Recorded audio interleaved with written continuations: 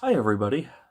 We are about to embark on a 55-year journey.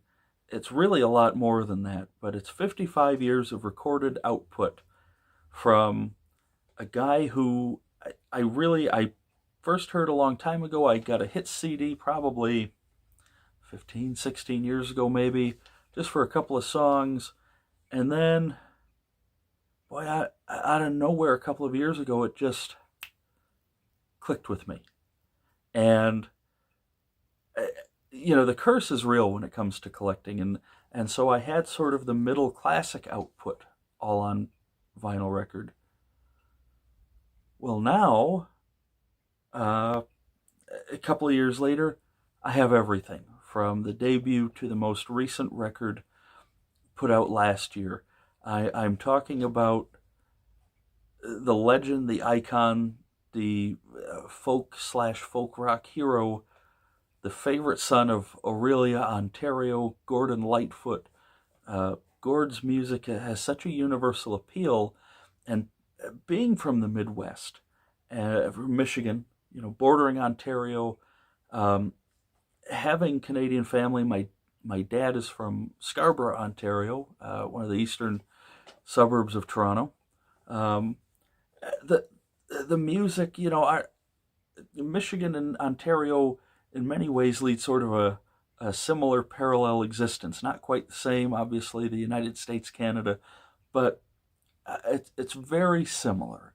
And so I think to especially those of us in the northern Midwest, um, Gord's music just strikes a chord emotionally, in our mentally, in our thoughts. Um, and he writes just such great songs. I talk about many different craftsmen. He very much is a craftsman. He labors over his music. He still does. He'll be, gosh, 83, I believe, next month. And so we're going to go on a three-part journey. I don't know how soon we can get them. I was going to kind of wait until his birthday, and I might repost these if I get them done before that. November 17th, I looked up as his birthday. I knew it was in November sometime. So anyway, I've broken them up into three periods, and I actually have written down here. We're going to go 1966, which saw the release of his solo debut. He actually, this is a whole different tangent that angers me to no end.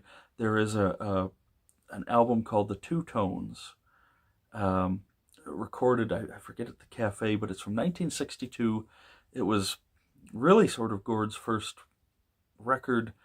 It was very, very traditional folk music for the time. Um, and it's so scarce. I don't believe it was ever put out on CD. You can find a few tracks digitally. There are some of them were put out on compilations. You can't find that album for under a couple $100, and I love Gord's music. I love it so much, but I just don't have the disposable income to spend anywhere from $200 upward for a folk music record, or any record, really. Um, so if anybody out there happens to know of the first Two Tones record from 1962 for less than $100, please let me know. So anyway, here we go. We've divided it from 1966 to 1972, Part A. And the reason I say Part A, Gord released two albums that year. It saw the last album from what could be his sort of classic folk period. There was a little bit of electric guitar, not much, but it was mostly acoustic instruments, and there was no drummer. It had no drums on it. Later in 1972, October, November-ish, he released his second album of that year, and he was always very prolific back then. And it had Barry Keane on drums. Keane, who we will discuss in the next couple of segments, has stayed with Gord since 1972, still part of his band to this day, an integral part of that sound. But what we're talking about is before that.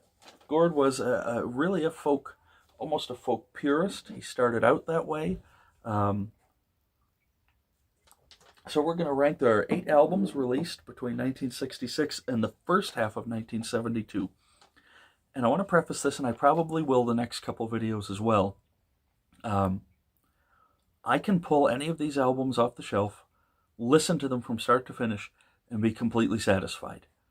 There are no bad albums here, so I'm ranking these kind of as a challenge, kind of for fun. I've actually labored for hours over this between going back and listening, re-listening, taking notes here and there. This one I'm really taking seriously. And so, that said, I probably still will not even be able to scratch the surface. Um, so here we go. Number 8, and this was the second album he released in the year 1968. He released 2. This was the second one.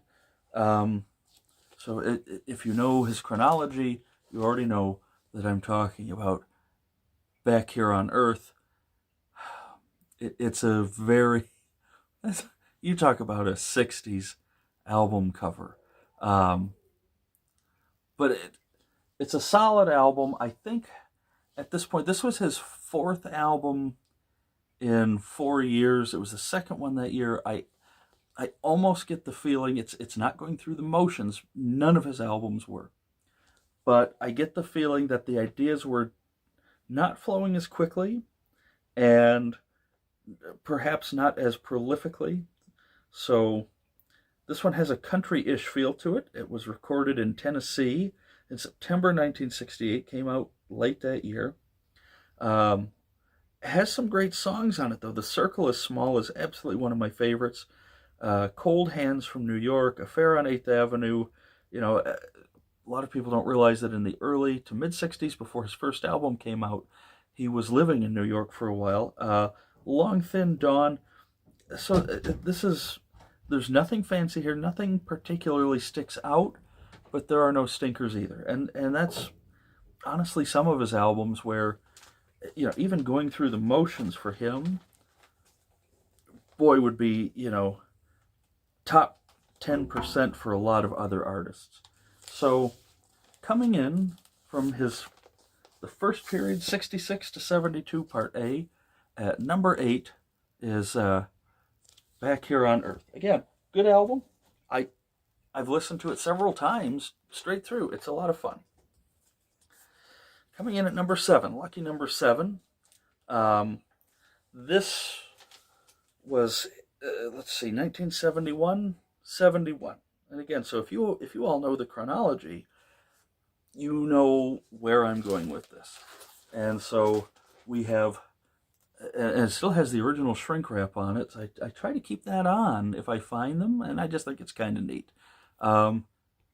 Weird to see him sort of transitioning to the longer hair. Doesn't quite have the famed beard and or mustache yet. This is, again, one of his last mostly acoustic one. It has some strings on it. This was recorded December 1970 through April 71 in Nashville as well. The other one was Mount Juliet. This has one of his first big hits of the 70s, Cotton Jenny, which is a upbeat, fantastic song. It opens with 10 Degrees and Getting Colder.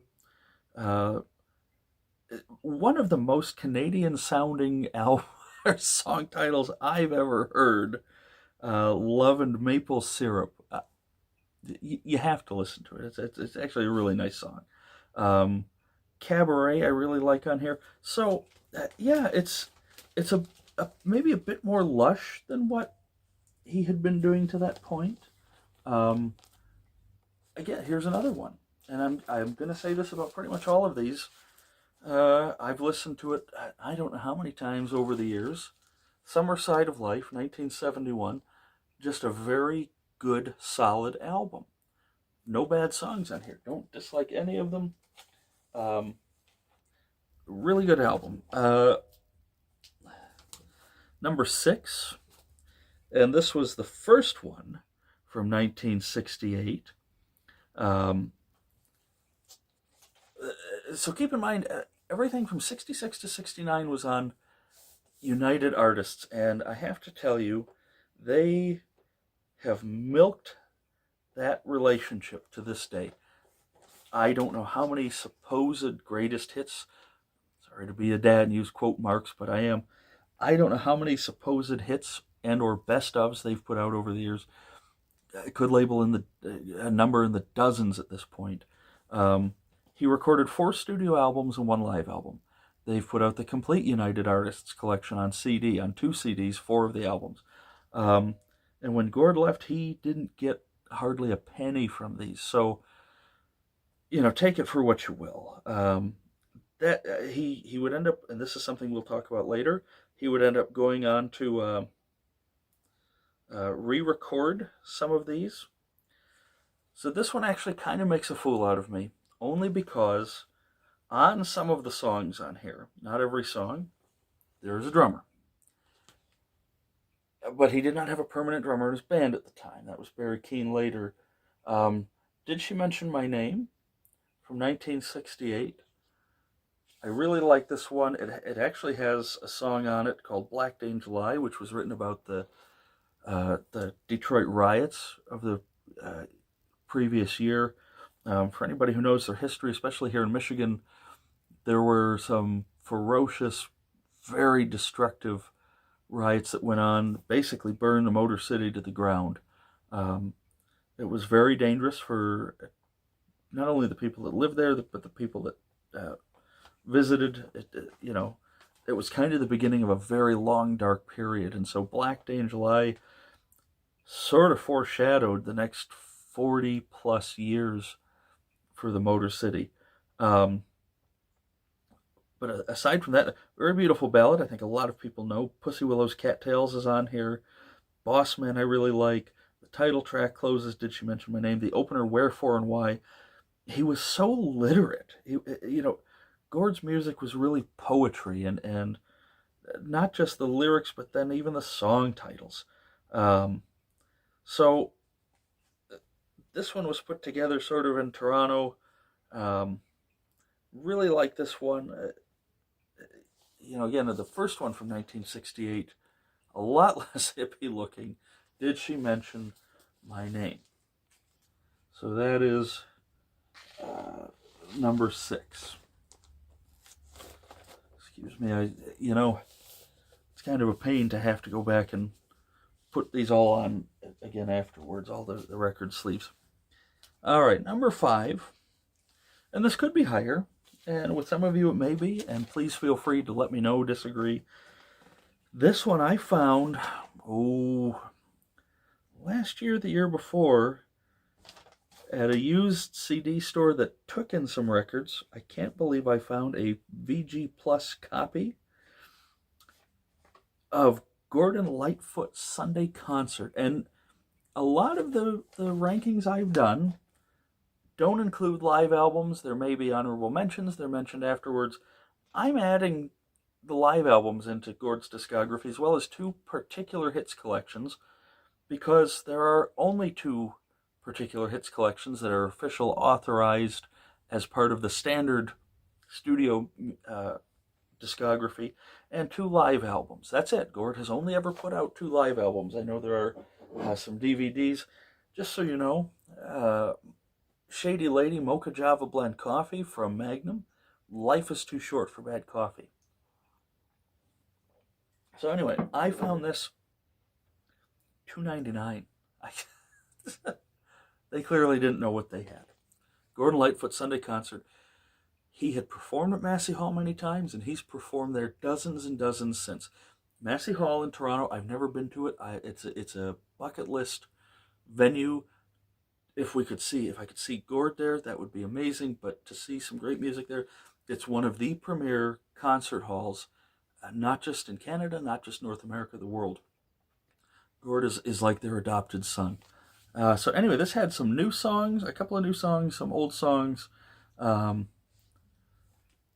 medley of I'm Not Saying and A Ribbon of Darkness, In a Window Pane, Lost Children, Leaves of Grass, Apology, Bitter Green, Ballad of Yarmouth Castle, Softly, Boss Man, Pussy Willow's Cattails, and the mammoth closing song that anybody else could build a career on.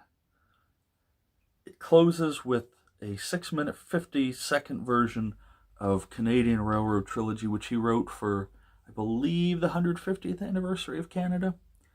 And it was played for the National Exhibition. That that song alone could have made his career. It's one of those songs. It's fantastic. Um, it was just Gord and Rick Haynes on bass, and Red Shea, who would be with him for years and years until Red's passing, on lead guitar. Um, and the reason they didn't use a drummer a lot, one, they were sort of folk purists, and two, this, and if you can see here, Gord played a 12-string guitar. Gordon Lightfoot was, for many, many years, and still to an extent is even in his 80s, a thunderous, thunderous railroad train of a rhythm guitar player. He keeps the beat, he keeps the time. It's almost percussive the way he plays. Didn't need a drummer. He kept the beat going. So anyway, number 5 could be higher. Ask me again next week. And part of the reason I'm doing this when I am, I've labored, I've listed. I don't want to have to go back and redo this again. Number 4, album number 2, 1967.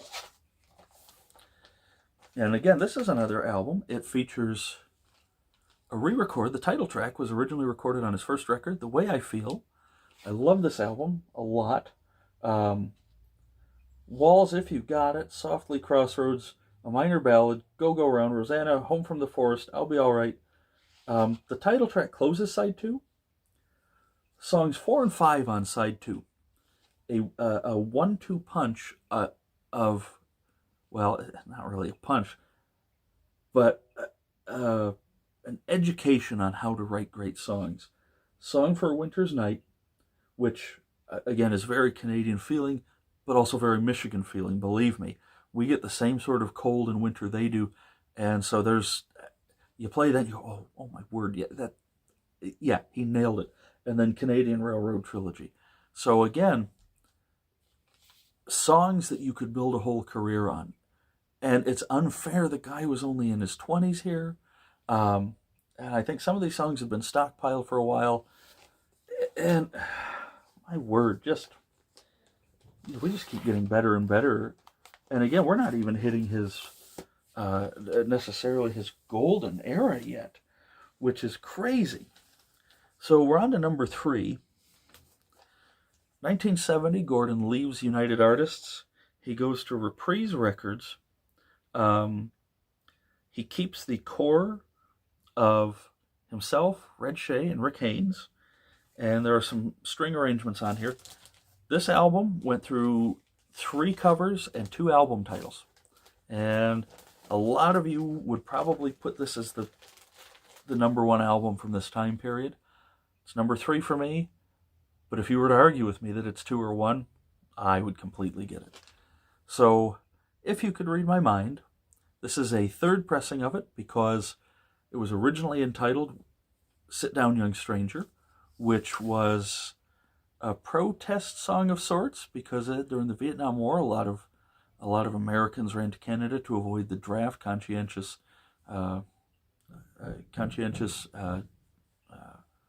not offenders. Why am I blanking on the term? Probably because it's 8:30 at night. Conscientious objectors. And so anyway, it was originally released with no title here. The 2nd pressing came out with Sit Down Young Stranger. It was doing okay, doing modestly, but not great.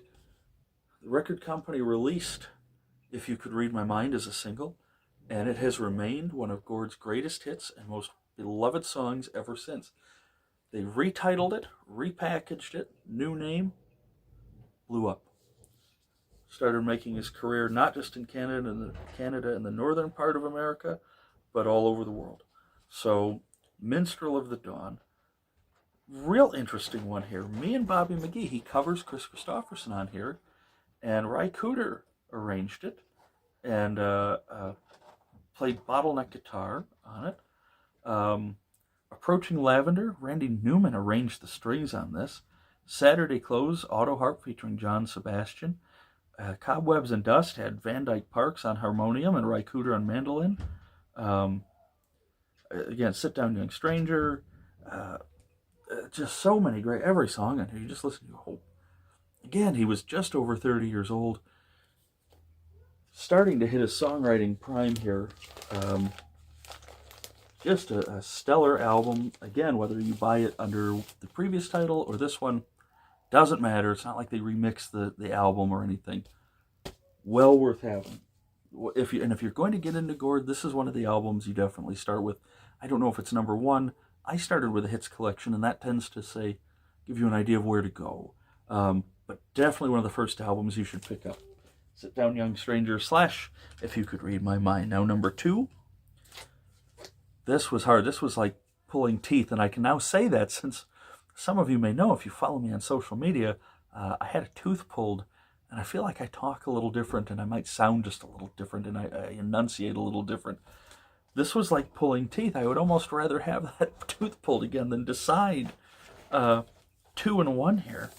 But number 2, I'm going to go with the debut, simply titled Lightfoot.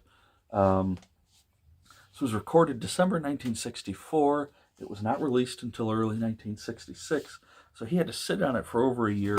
You look at him, very handsome young man, all dressed up in the decor of the times. Let me just read the track listing, just start to finish. 14 songs on here, none of them more than about 3 minutes, most of them in the 2-minute range. Rich Man's Spiritual, Long River, The Way I Feel, For Lovin' Me, The First Time, which was a Ewan MacColl song. Changes was a Phil Ochs song. The song that made him, Peter, Paul, and Mary, and Ian and Sylvia did this, Early Morning Rain. How unfair is it to have a song like Early Morning Rain on your first album right out of the gate?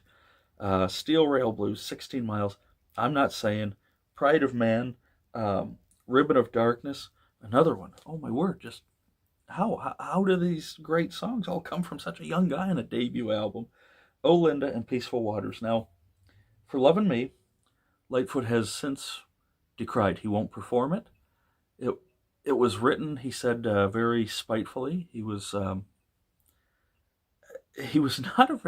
a particularly good spouse and or partner for many years, especially in the 60s when he was traveling, in the 70s and early 80s when he was an alcoholic. So he said it was a very sexist song. It was written out of spite. And I completely get, and probably because of that, I skip over that sometimes. I play it on the album, but if I have it streaming or on my iPod list, I kind of skip over it just because if he can't stand it, I think, oh, well, why should I? But it was, boy, Elvis, Waylon Jennings, all kinds of people covered it. So anyway, 1966. This one is a little harder to come by, at least to find a decent copy. I was lucky to find one a couple of years ago. And I just went through quite the dickens of a time trying to find another for a friend. And so anyway, number 2 from 1966 to 1972A is Lightfoot. Debut album. So that can only leave the album from 1972A. First half of 1972. Still has the original shrink, you see. Again, it's annoying to look at in this light, but it's kind of neat for me to have. Don Quixote. The title track opens, ends with The Patriot's Dream. Go over some of the songs here. Looking at the Rain, Ordinary Man, Brave Mountaineers, Ode to Big Blue, Second Cup of Coffee. Here's another one of his most well-known songs on here. He wrote fantastic ballads. And this has been in probably more weddings than anybody could possibly imagine. It's the song Beautiful. Absolutely, there's strings on here. It's a very lush arrangement. Just a gorgeous, gorgeous love song. And then my 2 favorite songs on here. And these are the songs, these are the reason it's number 1 above everything else from this time period. Christian Island, Georgian Bay, which is, if you know your geography for Ontario, it's nearer to Orillia. It's an hour and a half north of the Toronto area.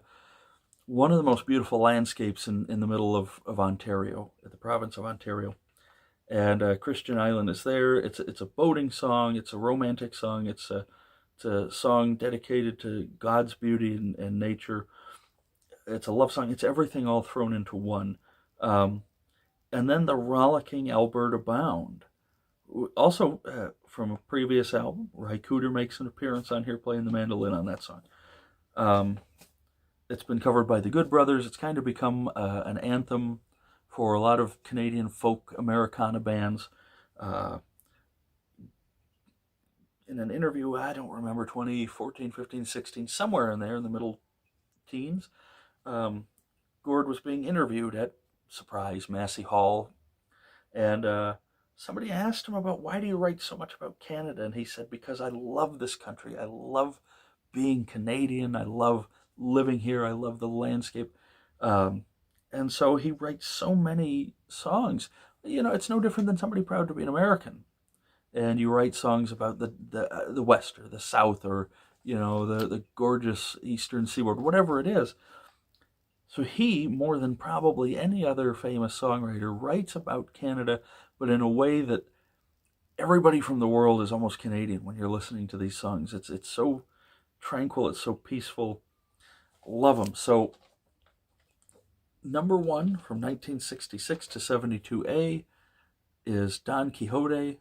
You can see he's looking young there. It's hard to tell with the glare, but he's got a beard and mustache starting to transform into the figure that we would all know. So anyway, we go from 8 to 1. Back Here on Earth, Summer Side of Life, Did She Mention My Name, Sunday Concert at Massey Hall, The Way I Feel, If You Could Read My Mind, / Sit Down Young Stranger, Lightfoot, and Don Quixote. And that's only 8 albums. And again, I said it several times already about some of the songs. A career could be built on any one of those albums, any 2 of those albums, any 8 of those albums.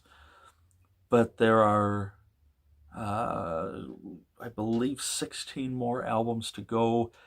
And again, we'll touch on that later down the road. He became less prolific. Once he didn't have a record contract, he didn't record nearly as much. He would go years and years without albums. They were always great. Anyway, so there you have it, sort of the genesis of Gordon Lightfoot, and Don Quixote sort of pointed in where he was headed next. Later that year, another fantastic album. We'll get to that in the next video. So we're running on, gosh, close to half an hour now. If you've stuck with me this long or watched the whole thing, thank you so much. We'll try and keep the next one a little shorter, even though there are a lot of albums to go. So anyway, thank you so much.